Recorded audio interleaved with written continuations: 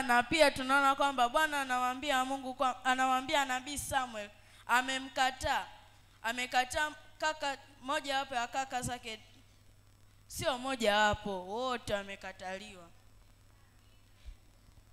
Nadhani kwenda mbinguni mchezo? Kama mchezo endelea. Kwa tunaona kwamba tunaona kwamba Mungu alikuwa amemwandaa Daudi kwa sababu ya uaminifu wake. Katika kile kitabu cha Roho ya Unabii inatuambia katika kile kitabu cha Patriarchs and Prophets ukurasa wa 632 pointi ya 3 ambayo inasema kwamba Daudi alikuwa katika neema mbele za Mungu na wanadamu, na alifunzwa katika njia za Bwana, na sasa alitoa moyo wake kikamilifu alitumia muda wake kikamilifu, na alitoa moyo wake zaidi kikamilifu kwa Bwana. Na sasa shuhudia majaribu ya Samueli pamoja na huzuni ya utawala wake vilimfanya Daudi afikirie kwa kina. Na Daudi tunaona kwamba baada ya yote hayo tunaona kwamba Daudi anajua kwamba Mungu ana imani kwamba Mungu anaweza kumpandisha cheo, na tunaona kwamba Daudi anainua akili yake na kumrudishia sifa mwanzilishi wa mema yote. Unaweza ukawa huna cheo hapa duniani, ila uaminifu wako katika mambo madogo inaweza ikakufanya uweze ukafika katika mambo makubwa ambapo Mungu anataka uweze kufika, na utafika kwa jina lake yeye akutiae nguvu. Kwa maana yeye ndiye anayeandaa kila mtu. Huenda inaweza ikawa ni wewe uliyeandaliwa kuweza kuwa rais anayeweza kuongoza nchi kwa njia za haki. Kwa hiyo tunaona kwamba uaminifu wako unaweza kukusaidia kufika katika mambo makubwa, na uaminifu wako unaweza kukufikisha katika ufalme wa mbinguni. Kwa hiyo hiki kipengele cha kwanza tunaona kwamba unaweza ukawa mwaminifu katika mambo yote, na watu wanaweza kukudharau kama Daudi alivyodharauliwa, kwa maana alikuwa akichunga kondoo ambayo ni kazi ya hali ya chini. Ama mtu tajiri anayechunga kondoo, uongo. Ushaikuona tajiri anachunga kondoo hapo, anapita nao kwenda kualisha? Ndiyo maana watu walikuwa akimdharau Daudi kwa sababu alikuwa anachunga kondoo ambayo ni kazi ya hali ya chini. Ama tajiri unaweza kukuta anachunga kondoo. Hiyo itakuwa maajabu kati ya maajabu 7 ya dunia. Kwa unaweza ukaa usiwe na cheo, watu wanakudharau kwamba huyu hapa hajiwezi chochote, ila uaminifu wako katika mambo madogo inaweza ikakufanya uweze ukafikia katika mambo makubwa, na Mungu anaweza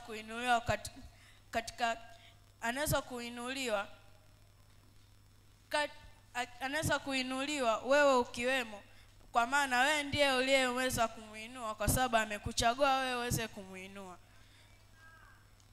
Hivyo basi uaminifu, tunatakiwa tuwe na uaminifu. Unaweza ukawa umemwona mtu ameangusha 500, unaweza ukamrudishia. Sio unaibana kama ni yako, unamrudishia tu kwa utaratibu. Naambia samahani, ulidondosha 500 yako, hii hapa. Hapo anaweza kukushukuru. Huo ndio uaminifu katika mambo madogo, na unaweza ukawa mtu mkubwa duniani kama tajiri.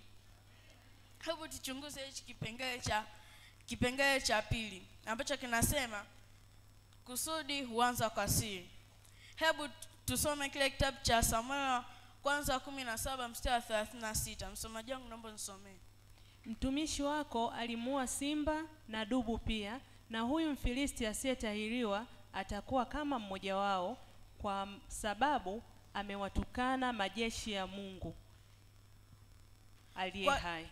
Kwa hiyo tunaona kwamba Daudi hakuanza kwa kuwa majitu, ila tunaona kwamba uaminifu wake ulimfanya awe na nguvu na imani ambayo inaweza ikamfikisha hata mbinguni. Na tunaona kwamba Daudi alikuwa akichunga kondoo, Na pia tulikuwa tunaona kwamba alikuwa akishinda vita vya kikimya kimya. Na tunaona kwamba Daudi alikuwa akipigana, alimua dubu pamoja na simba pia. Hadi Biblia imethibitisha kwamba Daudi aliweza kuua simba na dubu pia, ambapo hamna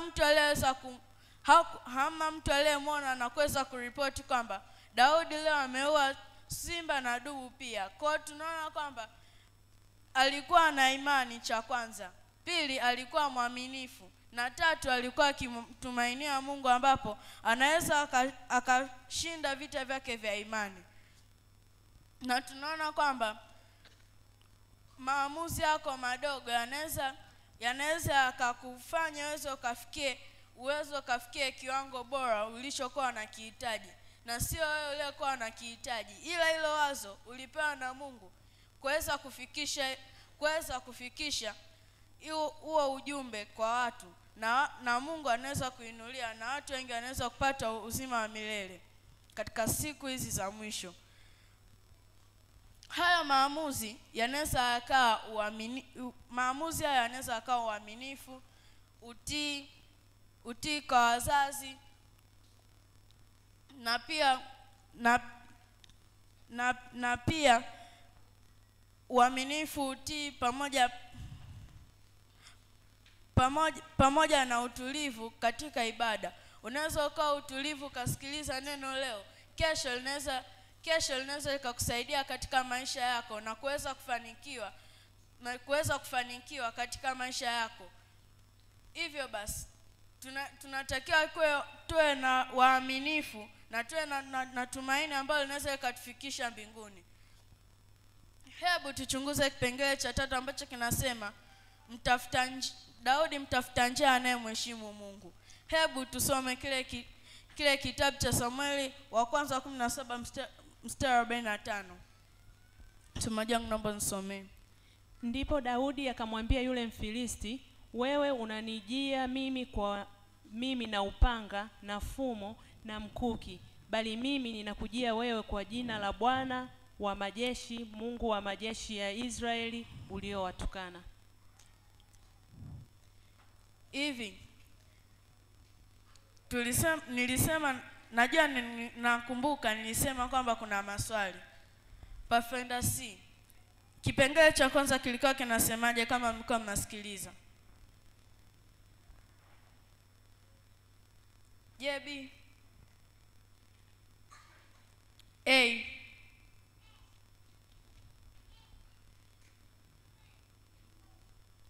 Naomba umpe maiki mwenyekiti, amenyosha mkono.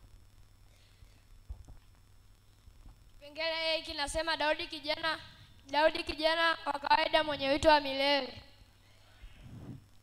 Asante.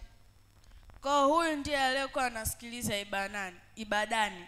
Sijasema kwamba mlikuwa mpo macho, nimeangalia wote. Ila alikuwa anakumbuka, alikuwa anafuatilia hatua kwa hatua. Sijasema mlikuwa mfuatilia hatua kwa hatua. Hebu tuendelee na kisa chetu. Kwa hapa tunaona kwamba Daudi alikuwa akikumbana na changamoto nyingi katika safari yake ya imani. Ila bado tunaona kwamba Daudi alikuwa akimtumaini Mungu, ambapo anaweza akashinda vita vyake vya imani. Na tunaona kwamba alimwambia Goliati kwamba anamjia kwa upanga, fumo na mkuki. Ila yeye tunaona kwamba anajua kwamba Mungu ndiye anayevipigana hivi vita, anajua sio yeye. Ndiyo maana alimwambia Goliath kwamba yeye anamjia kwa jina la Bwana Mungu aliye hai. Na tunaona kwamba Daudi anaweza kushinda hivi vita na kumua Goliath, kwa sababu huyu Mfilisti Goliath alikuwa hamtumaini Mungu, alikuwa anajitumainia yeye mwenyewe. Na tunaona kwamba mwisho wake ulikuwa ni mbaya na aliweza kuuliwa. Na tunaona kwamba watu walishangaa, je, Daudi aliwezaje kumua Goliath? Kwa maana Goliath alikuwa ni mtu mrefu sana na mwenye nguvu. Akitembea hapa kila mtu anatikisika na kukimbia. Na tunaona pia jeshi la Israeli lilikuwa likitetemeshwa kwa siku 40. wewe ungekuwepo pale, ungeweza kupigana na Goliath bila imani? Na tunaona kwamba Daudi alikuwa na ujasiri na anajua kwamba Mungu ndiye anayempigania. Ndiyo maana alijitokeza na kwenda kupigana na Goliath. Na watafuta njia, kumbuka, unaweza ukaa katika changamoto kubwa. Zikumbuke ahadi na sheria za chama cha watafuta njia. Je, mnazikumbuka? Naomba msimame kama mstari wenu uliokuwa mnaimba kwenye kwaya, mje mzitaje.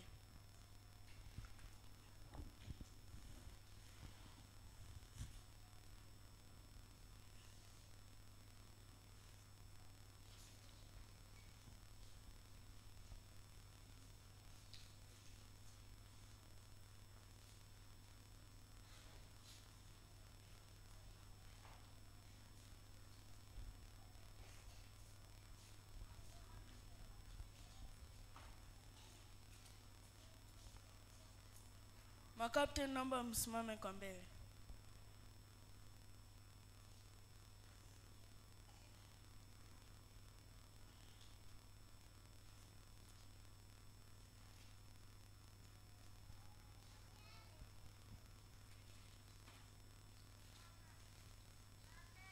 Ahadi.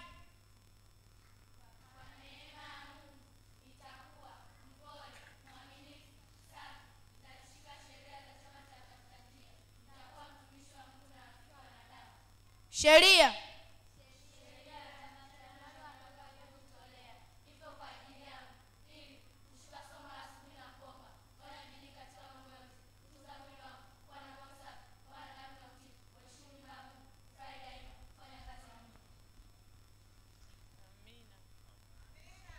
Mnasemaje? Mnaweza mkaenda.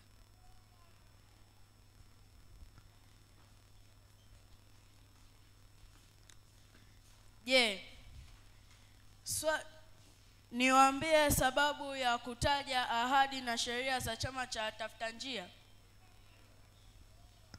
Nimewaamuru waje wasitaje ili zinaweza zikatutia moyo. Unaweza ukaangalia hapo ukasipitia mwenyewe kwa muda wako. Unaweza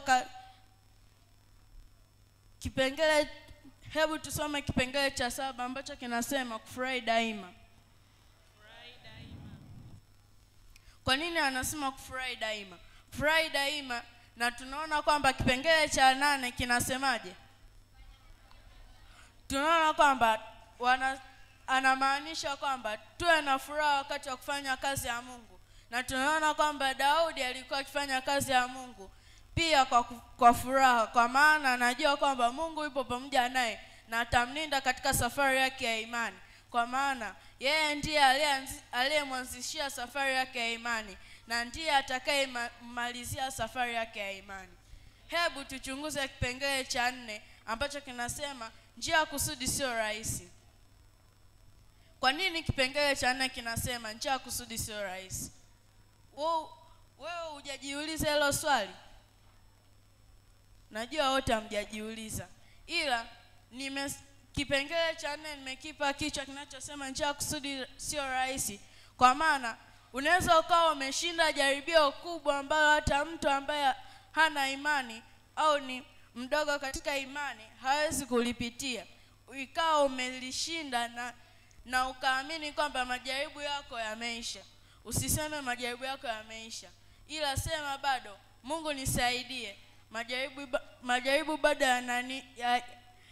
bado ni mengi na naomba unisaidie. Kwa maana majaribu ni mengi yatakayokuja mbele ya safari na unatakiwa uyashinde, kwa sababu ni safari yako ya imani ili kuweza kufika mbinguni.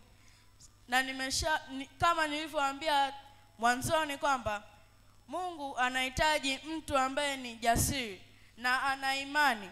Kwa maana hadi Daudi alikuwa na imani na ni jasiri kwamba Mungu anaweza kumtumia katika kusambaza injili yake.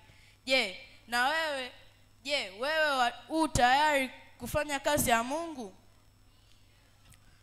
kuifanya kazi ya Mungu kwa furaha na kuheshimu nyumba ya Mungu kama Daudi alivyokuwa akiheshimu. Alikuwa akiheshimu kila mtu na pia alikuwa akiheshimu nyumba ya Mungu, kwa maana ndipo hapo ambapo Mungu huketi na kusikiliza haja zetu. Na tunaona kwamba Daudi aliweza kumua ili jitu Mfilisti Goliath, ambaye alikuwa akitishia majeshi ya Mungu aliye hai na kuyatukana. Na tunaona kwamba Mungu alikuwa pamoja na Daudi pale katika ile safari yake pale.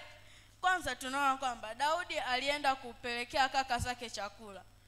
Alipoenda tunaona kwamba alimwona Goliath akiwa tunaona kwamba alipofika tunaona kwamba alisikia kwamba Goliath alikuwa akitukana majeshi ya Mungu. Na tunaona kwamba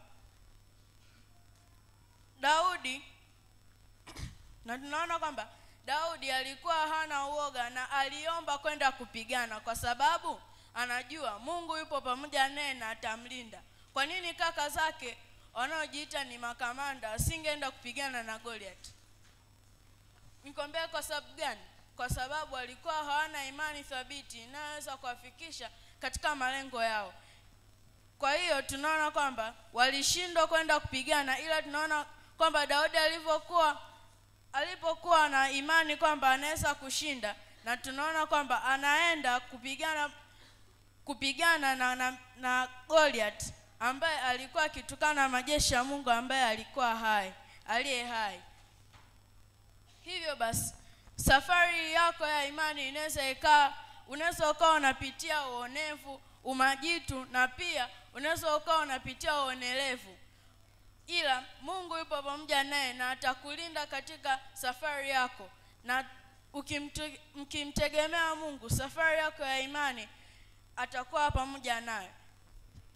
Kwa maana wapo wachungaji watakao kuambia ukiwa na Mungu maisha ni tambarare, ila ukiwa na Mungu maisha sio tambarare. Ni lazima upitie mabonde, milima na vichaka pia ili kuweza kufikia safari yako ya imani, ila bado unahitajika kusonga mbele na kuwa na imani kwamba Mungu yupo pamoja naye, atakulinda katika safari yako ya imani. Kwa hiyo tunaona kama kijana jasiri kama Daudi alikuwa, na tunaona kwamba Daudi alikuwa ni kijana jasiri. Hamna kijana kama huyu ambaye aliweza kujitokeza kwenda kupigana na Goliath. Na tunaona kwamba Mungu aliweza kumshindia ile vita, na pale haikuwa sio mwisho wa safari yake ya imani. Hebu tuchunguze kipengele cha 5 ambacho kinasema kijana mtafuta njia anayemheshimu Mungu. Hebu tusome kile kitabu cha Samueli wa kwanza 24 mstari wa 10. Msomaji wangu naomba nisomee. Tazama, leo hivi macho yako yameona jinsi Bwana alivyokutia mikononi mwangu pangoni, na watu wengine wakaniambia nikuue, lakini nikakuacha, nikasema sitaki kunyosha mkono wangu juu ya bwana wangu, kwa maana yeye ni masihi wa Bwana. Kwa nini tunaona kwamba Daudi anasema kwamba wapo watu waliomwambia kwamba amuue mfalme Sauli na yeye akakataa? Nikwambie kwa nini? Na nikwambie kwa nini Biblia inasema kwamba mfalme Sauli alikuwa ni masihi wa Bwana. Nikwambie maana yake. Mfalme Sauli alikuwa amepakwa mafuta kuwa mfalme wa Israeli, ila tunaona kwamba imefikia mwisho wake na anatakiwa kufa. Na ndio maana tunaona kwamba walikuwa wakipigana na Daudi alisalitiwa na kuanza kuona njaa.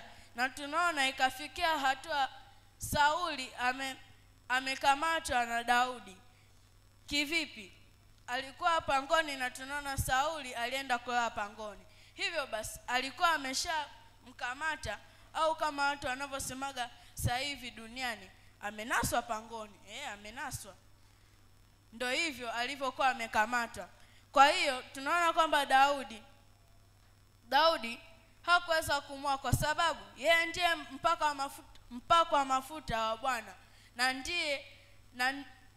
na ndiye mfalme wa Israeli, na pia alikuwa akimheshimu kwamba anajua kwamba anaweza akakosa ufalme wa mbinguni, ila tunaona kwamba mfalme Sauli alikufa na aliyemua sitakwambia yote, utasoma Biblia. Nitasema machache kuhusu Daudi ambayo anaweza kukutia moyo na kuweza kuamini kwamba Mungu atatimiza kusudi lake ndani yako. Ndio maana nimekwambia sitasema mengi, nitasema machache kwa sababu ya muda. Kwa hiyo tunaona Daudi anamheshimu mfalme Sauli, ingawa alikuwa akiwindwa kama mnyama, na tunaona kwamba ilifikia muda wake mfalme Sauli kuuliwa, ila tunaona kwamba Daudi alikuwa kama tulivyosoma katika kile kitabu cha Patriarchs and Prophets ukurasa wa 632 pointi ya 3, ambayo ilikuwa inasema kwamba Daudi alikuwa katika neema mbele za Mungu na alitoa moyo wake zaidi kikamilifu. Na tunaona kwamba ndio maana Daudi hakuweza kumua mfalme Sauli, kwa maana yeye ni mpako wa mafuta. Hivi hawezi ukavihusianisha kwamba kwa nini hakuweza kumua ili aweze kuwa mfalme. Alikuwa amelelewa katika, ndio maana kitabu cha Royal Nabii katika kile kitabu cha Patriarchs and Prophets kinasema kwamba alikuwa amelelewa katika neema mbele za Mungu na alitoa moyo wake kikamilifu. Alikuwa mkamilifu na ndio maana hakuweza kumua mfalme Sauli. Hivi kipengele cha kwanza kilikuwa kinasemaje?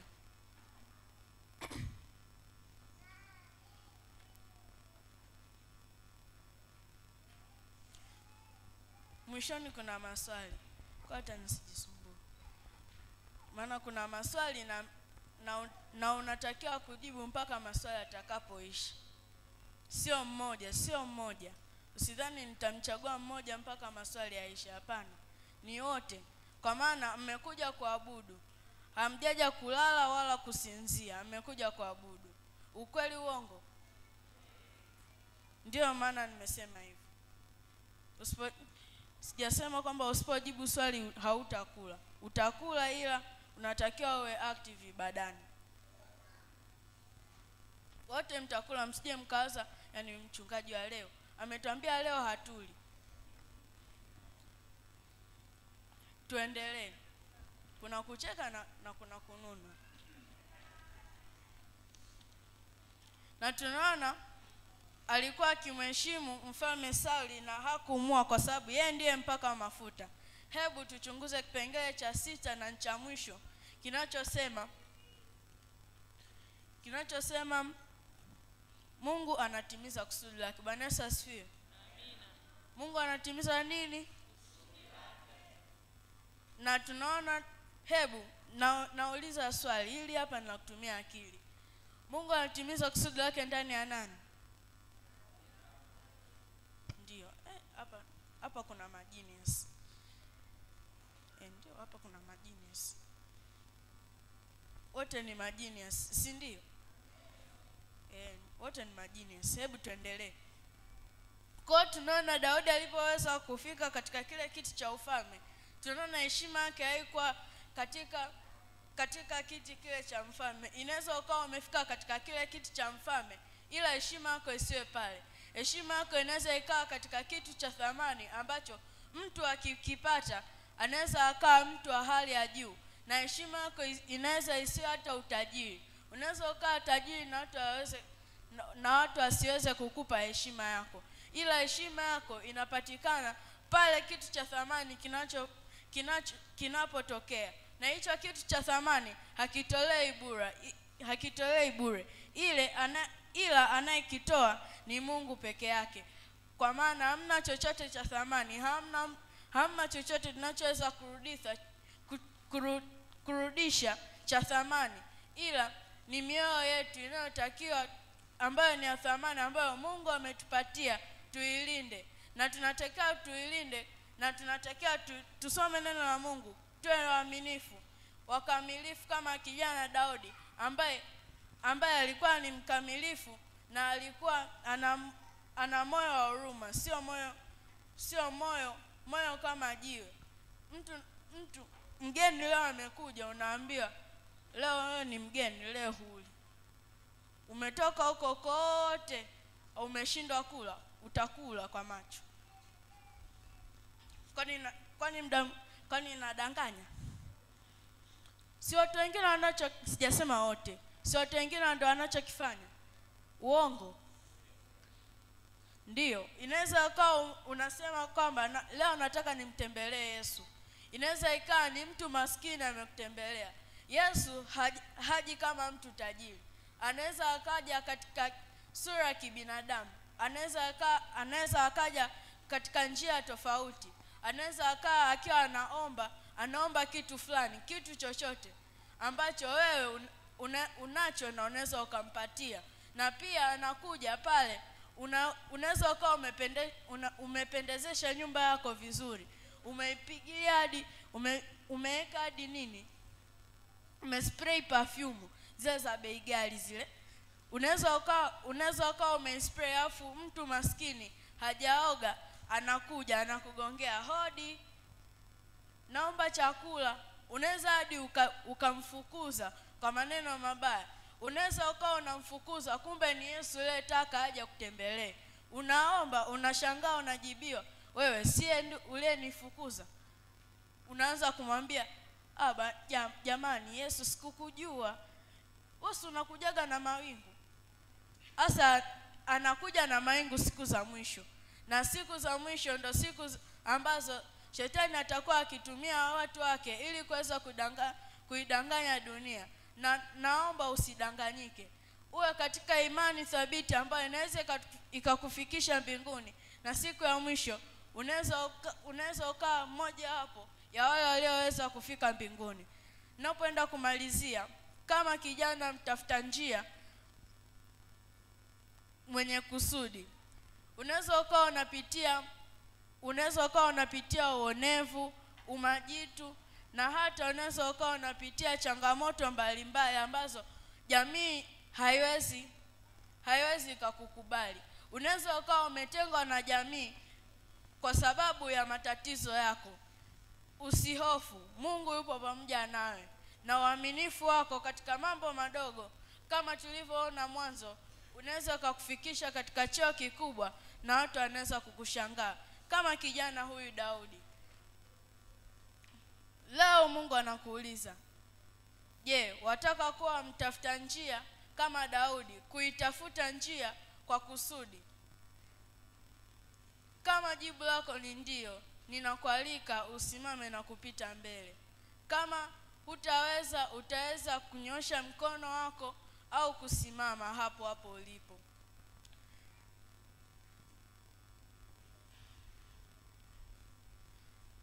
Kabla tujaenda kuomba, naalika, huu ni wito wako leo. Kama kijana mwenye kusudi, unataka kuitafuta njia, hata kama sio mtafuta njia, unaweza ukasimama tuombe pamoja. Damu imebubujika ni ya Imanueli. Naomba mzee wa kanisa pamoja na kiongozi na master guide wa Pathfinder. Usafi wa kweli, usafi wa kweli, usafi wa kweli.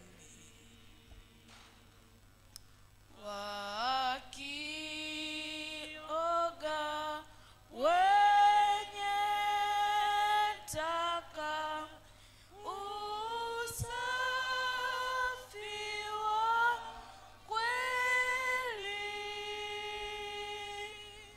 niishie hapa. Nawakaribisha tuombe kwa pamoja.